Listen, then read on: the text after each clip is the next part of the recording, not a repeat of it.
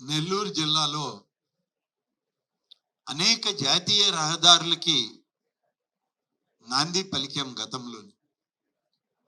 మనకున్నటువంటి 2 లేన్ల రహదారి, జాతీయ రహదారి ఏదైతే ఉండిందో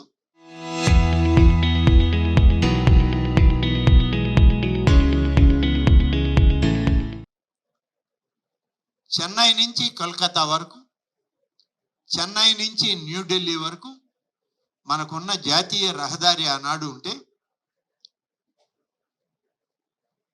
ఆనాడు మన ముఖ్యమంత్రి చంద్రబాబు నాయుడు గారు ఉమ్మడి ఆంధ్రప్రదేశ్లో ముఖ్యమంత్రిగా ఉండగా, భారతదేశ ప్రధానమంత్రిగా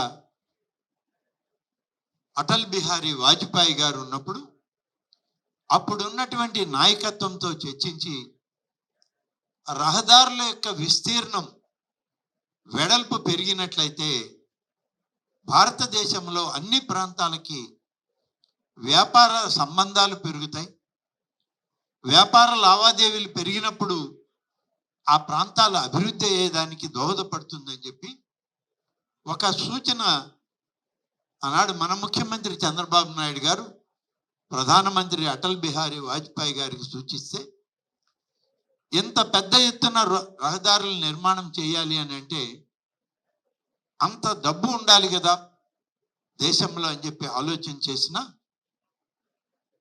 వాజ్పేయి గారి ప్రభుత్వం ఆనాడు ఎక్కడి నుంచి దీన్ని మొదలు పెడదామని అంటే, నెల్లూరు చెన్నై మధ్య ఒక 4 లేన్ల రహదారిని మొదలు పెడదాం. రహదారిని ఏర్పాటు చేయడానికి భూమిని మాత్రం మనం చూపిస్తాం. రోడ్డు వేసేటువంటి ప్రైవేట్ కంపెనీలు, ఇతర దేశాల వాళ్ళు వాళ్ళ పెట్టుబడులు పెట్టి రోడ్డు వేస్తారని చెప్పి ప్రయత్నం చేద్దామని అంటే, మొట్టమొదటి జాతీయ రహదారి 4 లేన్లుగా విస్తరించబడినటువంటి రహదారి చెన్నై నుంచి నెల్లూరు వరకు మొదట ఏర్పడు. ఇదే 4 లేన్ల రహదారి మలేషియా దేశం నుంచి అప్పుడు ఉన్నటువంటి ఒక రోడ్ల నిర్మాణ సంస్థ వాళ్ళే నిధులు ఇచ్చి పెట్టుబడి పెట్టి మన రోడ్డు వేయడం, ఆ రోడ్డులో తిరిగేటువంటి వాహనాల దగ్గర టోల్ కలెక్షన్ చేసుకొని వాళ్ళ పెట్టుబడికి తిరిగి వాళ్ళు బ్యాంకులకి వాళ్ళు తెచ్చుకున్న అప్పులకో లేకుంటే వాళ్ళు పెట్టిన పెట్టుబడికి తిరిగి పొందడానికో మొదటి రోడ్డు ప్రయత్నం చేసి పూర్తయింది. ఇక అప్పుడు మొదలైంది భారతదేశంలో జాతీయ రహదారుల విస్తరణ కార్యక్రమం. వాజ్పేయి గారి టైంలోనే గోల్డెన్ క్వాడ్రాంగిల్ రోడ్స్ అని ఢిల్లీ నుంచి కలకత్తా, చెన్నై, కన్యాకుమారి, బొంబాయి తిరిగి మళ్ళీ ఢిల్లీ వెళ్ళే వరకు కూడా 4 చతుర్భుజ రహదారుల్ని ఏర్పాటు చేయడం మొదలైంది. ఆ మొదలైనప్పుడు ఇంత పెద్ద జాతీయ రహదారి మొట్టమొదటిగా నెల్లూరు జిల్లా నుంచే మొదలైంది. తర్వాత కృష్ణపట్నం ఓడరేవు వచ్చింది. ఆ తర్వాత మనకి పరిశ్రమలు వస్తున్నాయి. ఇవన్నీ వస్తున్న సమయంలో మనకి జాతీయ రహదారుల అవసరం పెరిగింది. కృష్ణపట్నం ఓడరేవుకి ముంబైకి కనెక్షన్ ఇస్తూ ఒక జాతీయ రహదారి మనకి NH 67 నామకరణంతో, ఈ నంబర్తో ఒక జాతీయ రహదారి. ఇప్పుడు మనం ఆత్మకూరు వెళ్ళే రహదారి కూడా నేషనల్ హైవే 67 నెంబర్ మీదనే మనం వెళ్తున్నాం. ఇది ఏర్పడ్డ తర్వాత ఇంకా జాతీయ రహదారులు ఆ కోసకి ఈ కోసకే కాదు మధ్యలో కూడా ఉండాలని చెప్పి ఏర్పేడు నుంచి సిరోంచా దాకా ఒక రోడ్డు మధ్యలో వెళ్ళడానికి ఒక ప్రయత్నం చేస్తే 565 నేషనల్ హైవే అని ఒక దానికి నంబర్ ఇచ్చి, శ్రీకాళహస్తి దగ్గర ఉన్నటువంటి ఏర్పేడు నుంచి వెంకటగిరి, రాపూరు, పెంచలకోనల మీదుగా ఇవాళ మరిపాడు, ఉదయగిరి ప్రాంతాలను టచ్ చేస్తూ ఒక జాతీయ రహదారి తెలంగాణ నుంచి సిరోంచాకి ఏర్పడింది. ఇప్పుడు ఆ రహదారి మీద నడుస్తుంది. మరొక రహదారి కావాలి అని చెప్పి అవసరం ఉంది. ఇక్కడ గుజరాత్లో ఉన్నటువంటి కాండ్లా పోర్ట్ నుంచి కృష్ణపట్నం పోర్టుకి జాతీయ రహదారి నేరుగా ఉండాలి, ఎలివేటెడ్ కారిడార్ ఉండాలి, ఎక్కడ కూడా రహదారికి అడ్డంకులు రాకూడదని చెప్పి ఒక కొత్త రహదారి కావాలని చెప్పి కేంద్ర ప్రభుత్వం రాష్ట్ర ప్రభుత్వాలు నిర్ణయం చేస్తే ఆ రహదారి ఇవాళ మంజూరైంది. మనకి అలైన్మెంట్ కూడా ఫిక్స్ అయిపోయింది. భూసేకరణ జరుగుతూ ఉంది.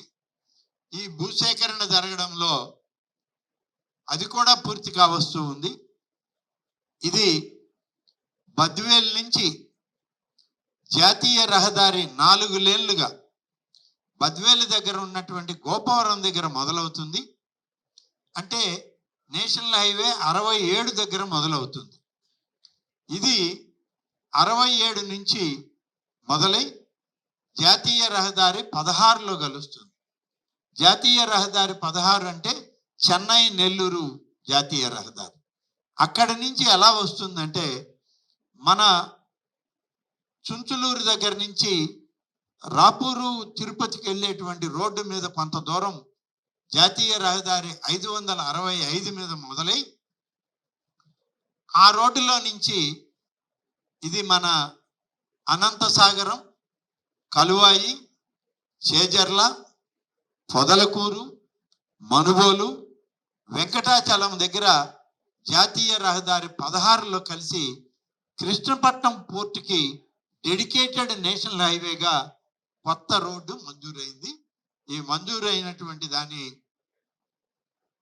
మనకి దీని అంచనా దాదాపు 3653 కోట్ల రూపాయలతో ఒక నూతన జాతీయ రహదారి ఈ నెల్లూరు జిల్లాలోనే అనేక నియోజకవర్గాలను కలుపుతూ, మండలాలను కలుపుతూ కృష్ణపట్నం ఓడరేవుకి ఇది కనెక్షన్ ఇచ్చే విధంగా ఈ రోడ్డుని మనకు మంజూరు చేయడం జరిగింది.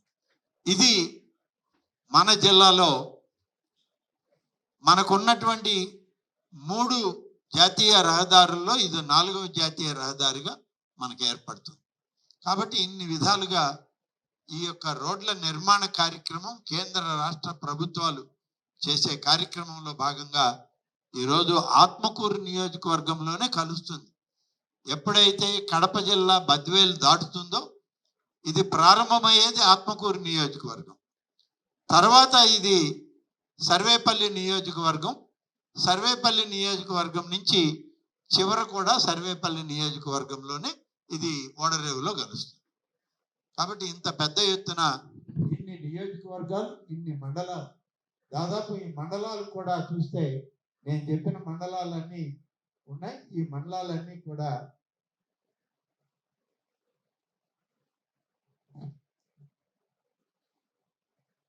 మరిపాడు మండలంలో పడమటి నాయుడుపల్లి, చుంచులూరు, పల్లవూరు, పొంగూరు, ఆత్మకూరు, తర్వాత అనంతసాగరం మండలంలో బొమ్మవరం, తొలిజాపురం, తిరువెళ్ళ, ఎనగలూరు, అనంతసాగరం, బెడుచుపల్లి, దేవరాయపల్లి, కలువాయిలో తెలుగురాయపురం, ఇది వెంకటగిరి నియోజకవర్గం.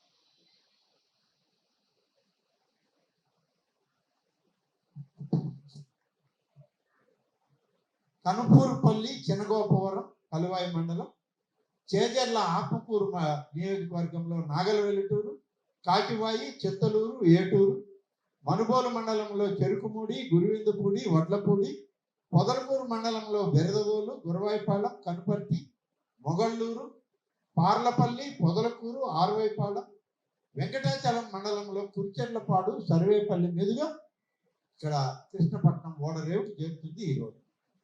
ఇంత పెద్ద ఈ రోడ్డు ఇప్పటికే దీని మీద అనేక సర్వేలు పూర్తయినాయి. టెండర్లు కూడా పిలుస్తున్నారు. టెండర్లు పిలిచే దానిలో ఇప్పటికే ఈ కార్యక్రమంలో అనేక కాంట్రాక్ట్ కంపెనీలు కూడా పాల్గొంటూ ఉన్నాయి.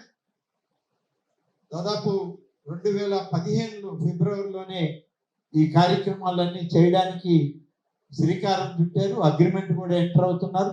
భూసేకరణ కూడా రైతుల దగ్గర నుంచి పట్టా భూములకి, అలాగే అసైన్మెంట్ భూములకి కూడా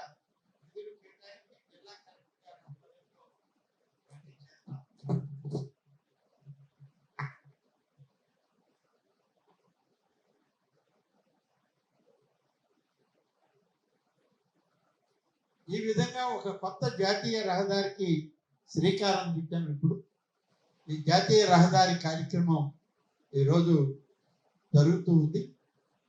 దీంట్లో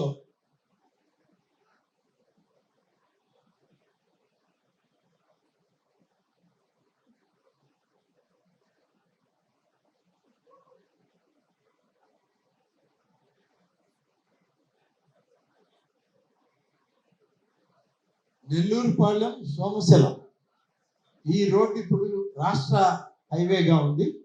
ఈ స్టేట్ హైవేగా ఉన్నటువంటి ఈ రోడ్డుని నేషనల్ హైవేగా తీసుకోండి.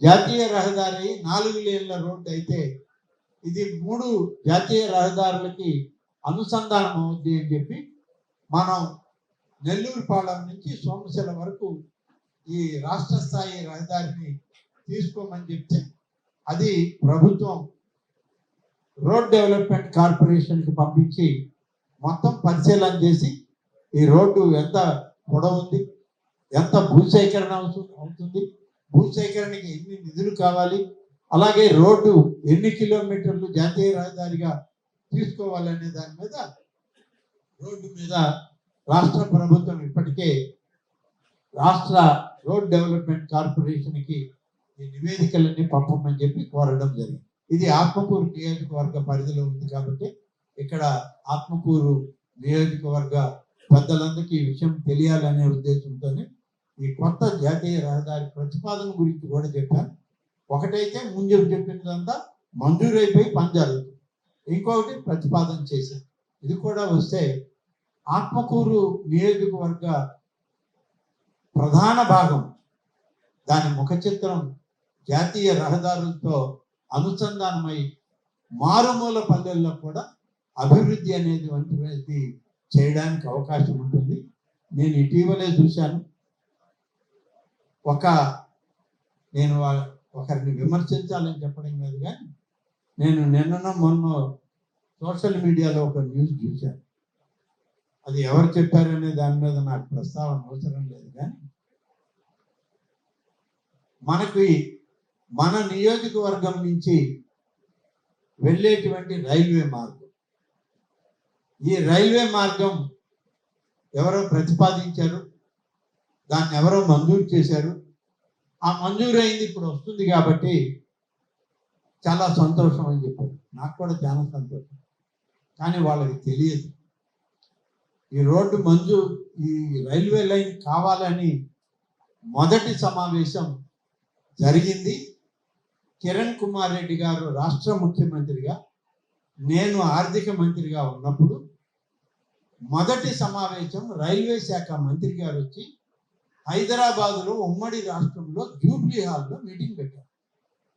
ఈ జూబ్లీ హాల్లో మీటింగ్ పెట్టినప్పుడు మాగుంట శ్రీనివాసరెడ్డి పార్లమెంటు సభ్యులుగా ఈ railway line Nadikudi Srikalahasti railway line ఇచ్చినట్లయితే ఈ మెయిన్ లైన్ ఎప్పుడైనా ఇబ్బంది కలిగినా పశ్చిమ ప్రాంతాల్లో ఉన్నటువంటి ప్రాంతాలకి గ్రామాలకి ఒక కొత్త రైల్వే లైన్ ఉంటే ఎప్పటికైనా ఇది ఎప్పుడైనా డ్యామేజ్ అయినా సైక్లోన్లో తుఫాన్లో ఈ రైల్వే లైన్ పనికొస్తుంది, ఉత్తర దక్షిణ భారతదేశానికి అనుసంధానం చేయొచ్చు అని చెప్పి ఆనాడు ఆ ప్రతిపాదన చేసినప్పుడు రైల్వే మంత్రి గారు అడిగారు. 400 కోట్ల రూపాయలు భూసేకరణ అవుతుంది. ఇది మొత్తం ప్రాజెక్ట్ అప్పట్లో 2013లో జరిగిన దాంట్లో దీనికి దాదాపుగా 1100 కోట్ల రూపాయలు ప్రాజెక్ట్. ఇది 400 కోట్ల రూపాయలు మీరు పెట్టుకుంటే మిగిలినటువంటి 700 కోట్ల రూపాయలు కేంద్ర ప్రభుత్వం నుంచి మేము మంజూరు చేస్తామని చెప్పి ఆనాడు ఉన్నటువంటి రైల్వే శాఖ మంత్రి గారు మన ముఖ్యమంత్రి గారికి రాష్ట్ర కేంద్ర ప్రభుత్వాల్లో ఉన్నటువంటి పార్లమెంట్ సభ్యులు మంత్రులు అందరం ఉన్న సమావేశంలో చర్చకు వస్తే ఆ చర్చకు వచ్చినప్పుడు ఆనాడు ఉన్నటువంటి ముఖ్యమంత్రి శ్రీ కిరణ్ కుమార్ రెడ్డి గారు ఆర్థిక శాఖ మంత్రిగా ఉన్న నా వైపు, ఆర్థిక శాఖ మంత్రులు అయినటువంటి అప్పుడు ఉన్నటువంటి ప్రిన్సిపల్ ఫైనాన్స్ సెక్రటరీ అయిన భాస్కర్ వైపు చూసినప్పుడు మేము అన్నాం, మీరు ఒప్పుకోండి, 400 కోట్ల రూపాయలు పెద్ద సమస్య కాదు ఉమ్మడి ఆంధ్రప్రదేశ్లో, మనం బడ్జెటే 1,00,000 కోట్ల మనం ఇస్తా ఉన్నాం. కాబట్టి భూసేకరణ అనేది ఒక రోజులో అయ్యేది కాదు.